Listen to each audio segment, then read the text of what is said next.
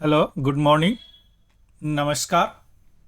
Supreme court ने एक order जारी किया है, इंटरिम ऑर्डर यानी अंतरिम आदेश जारी किया है रिगार्डिंग वर्शिप एक्ट 1991 यानी पूजा स्थल अधिनियम 1991 के तहत। यह क्यों जारी किया है? यह इसलिए जारी किया गया है कि अभी आप देखें मंदिर मस्जिद वाला केस बहुत सारे लोकल सिविल कोर्ट में दायर हुए हैं। कुछ का सर्वेक्षण का भी आदेश दे दिए, रिलेटेड डिपार्टमेंट को नोटिस जारी किया गया है ना। कुछ जो प्रमुख है उसको मैं कवर भी किया हूँ, आप पॉलिटी में जाके चेकआउट कीजिएगा। तो अब यहाँ पे हम देखेंगे कि सुप्रीम कोर्ट ने क्या ऑर्डर दिया और उसका इम्पैक्ट क्या होगा, और उस क्यों सुप्रीम कोर्ट ने ऑर्डर दिया, इसके पीछे का कारण क्या है। ये सारी चीज अभी हम समझने का प्रयास करते हैं। चलिए शुरू करते हैं। 12 दिसंबर 2024 यानी 12 दिसंबर 2024 के सुप्रीम कोर्ट ने एक निर्देश जारी किया, एक डायरेक्टिव इशूड किया regarding places of worship special provision act 1990 यानी पूजा स्थल अधिनियम 1991 के तहत एक डायरेक्टिव जारी किया। अब वह डायरेक्टिव क्या है, सबसे पहले ये देखेंगे कि डायरेक्टिव क्या है, और उसके बाद में देखेंगे कि यह प्लेसेस ऑफ वर्शिप एक्ट क्या है। उसके बाद में देखेंगे कि यह डायरेक्टिव क्यों जारी किया गया। उसके बाद में देखेंगे कि इस डायरेक्टिव का इम्पैक्ट क्या है। उसके बाद में थोड़ा सा इस एक्ट का टाइम लाइन के बारे में देखेंगे। ठीक है, चलिए। सुप्रीम कोर्ट डायरेक्टिव क्या है? सुप्रीम कोर्ट ने एक इंटरिम ऑर्डर यानी अंतरिम आदेश जारी किया। क्या रोकने के लिए ऑर्डर है? रोकने के लिए कि कोई भी न्यू केस जो है सिविल कोर्ट में नहीं फाइल किया जाएगा जो कि चैलेंज करे ऑनरशिप ऑफ रिलीजियस प्लेसेस, यानी धार्मिक जो प्लेसेस है उसका ऑनरशिप को चैलेंज करे। मीन्स अगर कहीं पे मंदिर है तो इस तरह का केस नहीं फाइल होना चाहिए कि यह मस्जिद था। कोई अगर मस्जिद है तो इस तरह का केस फाइल नहीं होना चाहिए कि वह मंदिर है। यानी सिविल कोर्ट को यह आदेश दिया गया कि आप कोई ऐसा केस फाइल नहीं करेंगे जो कि ऑनर रिलीजियस प्लेसेस के मालिकाना हक पे हो।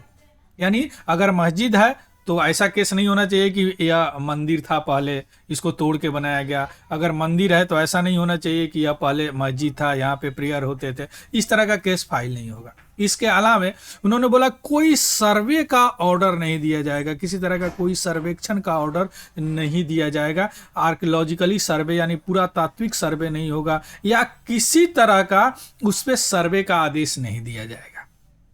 यह किसने दिया? सुप्रीम कोर्ट ने ऑर्डर दिया रिलेटेड टू डिस्प्यूट साइटेड। जो भी डिस्प्यूट साइटेड है उस पर, जैसे अभी अजमेर को कवर किए थे, अजमेर दरगाह हो गया, उसमें बताया जा रहा है कि वहाँ मंदिर है। इसके अलावा आपको ज्ञानवापी हो गया, आपको बदायूं का एक समा जमा मस्जिद है ना। तो इस तरह का सर्वे का आदेश नहीं दिया जाएगा, और कोई नया केस जो फाइल हो चुका नया केस फाइल नहीं होगा। क्लियर? और तीसरा है पेंडिंग सूट। जो भी पेंडिंग सूट है, जो भी पेंडिंग केस फाइल है, जो भी मुकदमा फाइल है, उसका अंतरिम नो इंटरिम और final order can be passed. कोई अंतरिम या फाइनल ऑर्डर पास्ड नहीं होगा कोई ऑनगोइंग केसेस का। इसमें इंक्लूडेड है सर्वे का भी, सर्वेक्षण भी नहीं आप कर सकते हैं उसका। क्लियर? यह आदेश तब तक लागू होगा जब तक कि दूसरा सुनवाई सुप्रीम कोर्ट द्वारा नहीं हो जाए। आया समझ में? यह सुप्रीम कोर्ट का क्या है? निर्देश है। पहला क्या है? कोई नया केस फाइल नहीं होगा। दूसरा क्या है? जो फाइल हो चुका है अगर सर्वे का ऑर्डर नहीं दिया गया तो सर्वे का ऑर्डर नहीं दिया जाएगा। तीसरा बात है कोई फाइनल फैसला नहीं सुनाया जाएगा। अगर फाइल हो चुका है, पेंडिंग जो भी केसेस है सिविल कोर्ट में, कोई फाइनल फैसला नहीं सुनाया जाएगा। और फाइनल फैसला में सर्वे भी है, सर्वे का भी आदेश नहीं दिया जाएगा। यह सुप्रीम कोर्ट का निर्देश है। अब हम आते हैं, ये सारी निर्देश जो है पूजा स्थल अधिनियम 1991 के तहत दिया गया है। तो अब समझते हैं कि पूजा स्थल अधिनियम क्या है 1991 यानी प्लेसेस ऑफ वर्शिप एक्ट 1991 क्या है। सबसे पहले किसी भी एक्ट का पर्पस, उसके उद्देश्य के बारे में समझते हैं कि आखिर वह एक्ट आया क्यों। इस एक्ट का मेन पर्पस है कि रिलीजियस कैरेक्टर जो है सभी स्थान का, ऑफ द रिलीजियस कैरेक्टर जो है किस स्थान का, उसको मेंटेन किया जाए। यानी अगर कहीं पे मस्जिद है, 15 अगस्त 1947 को अगर वो मस्जिद है तो वह मस्जिद ही रहेगा। 15 अगस्त 1947 को अगर वह मंदिर है, टेम्पल है, तो टेम्पल ही रहेगा, है ना। अगर वह गिरजाघर है तो गिरजाघर ही रहेगा। यानी क्या, एक रिलीजियस कैरेक्टर, किसी भी स्थान का पूजा करने वाला रिलीजियस कैरेक्टर 15 अगस्त 1947 को जैसा था वैसा ही मेंटेन करने के लिए इस एक्ट को लागू किया गया। क्लियर, मतलब इसको, यह क्या, conversion of religious site to other religion, इसका मेन पर्पस क्या है कि यह बचाव करता है कि किसी भी रिलीजियस कैरेक्टर को दूसरे रिलीजियस कैरेक्टर में कन्वर्ट करने में। यानी अगर मस्जिद है तो मस्जिद ही रहेगा। 15 अगस्त 1947 को अगर मस्जिद है तो मस्जिद ही रहेगा, अगर मंदिर है तो मंदिर ही रहेगा। यानी रिलीजियस कैरेक्टर को मेंटेन करने के लिए और कन्वर्जन को रोकने के लिए यह एक्ट लागू किया गया, यह पर्पस हो गया। लेकिन इसमें एक्सेप्शन है, अपवाद है। अपवाद क्या है, राम जन्मभूमि बाबरी मस्जिद को इससे अलग रखा गया। क्यों? चूंकि उस समय जब एक्ट आया था तो उस समय वह केस फाइल था, वह केस चल रहा था, है ना, अंडर लिटिगेशन था जब यह एक्ट पास किया। तो केवल यही राम जन्मभूमि बाबरी मस्जिद इस एक्ट के बाहर है। बाकी जितने भी रिलीजियस प्लेसेस है और जो भी स्थान है जो रिलीजियस कैरेक्टर का है, वो सारे इसमें लागू होता है।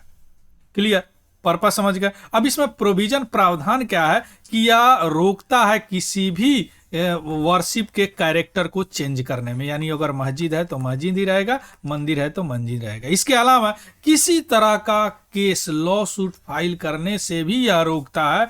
वह लॉ सूट, वह मुकदमा जो किसी भी स्थान के पूजा स्थल को अल्टर करता है, उसके स्टेटस को अल्टर करता है। मतलब अगर वहाँ पे प्रेयर हो रहा, मस्जिद है तो मंदिर वाला अगर मुकदमा फायर किया गया, अगर मंदिर है तो मस्जिद वाला फायर किया गया, अगर फाइल किया जाता है तो यह रोकता है इस तरह के मुकदमे। क्लियर। अब हम आते हैं कि क्यों यह डायरेक्टिव इशू किया गया सुप्रीम कोर्ट के तरफ से। Why this directive issue?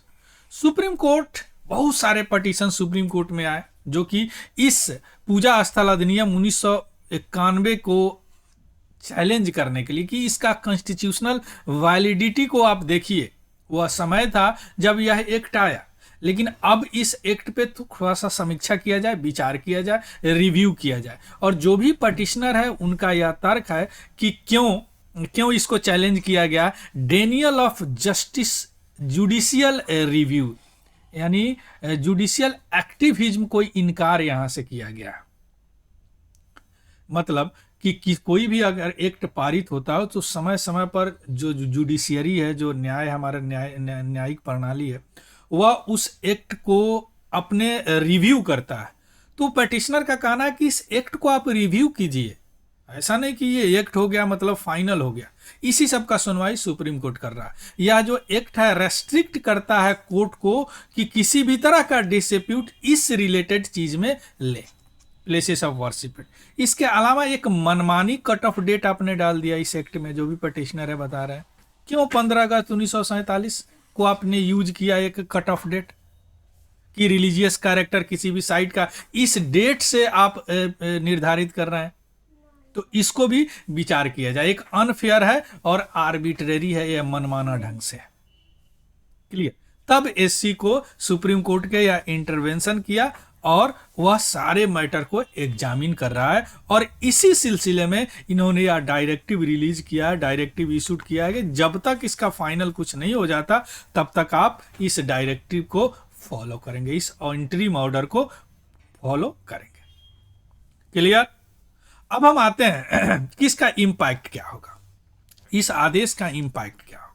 इस आदेश का इम्पैक्ट सबसे पहले पेंडिंग केसेस पे होगा। जो इस तरह के केस पेंडिंग है कि मंदिर के नीचे मस्जिद के नीचे मंदिर मिला, मंदिर के नीचे मस्जिद मिला, या दरगाह से रिलेटेड है, तो जो भी सिविल सूट है जो कि चैलेंजिंग है क्या रिलीजियस कैरेक्टर ऑफ मॉस्क, यानी मस्जिद, दरगाह या टेम्पल का, और वह क्लेम करते हैं कि यहाँ पे प्री एग्जिस्टिंग हिंदू स्ट्रक्चर है ना, वह आज से इस डायरेक्टिव से फ्रोजन हो जाएंगे। यानी वह अब इफेक्टिवली फ्रोजन हो जाएंगे, यानी वह बंद हो जाएंगे, अब उसमें आगे कुछ नहीं हो सकता पेंडिंग केसेस में।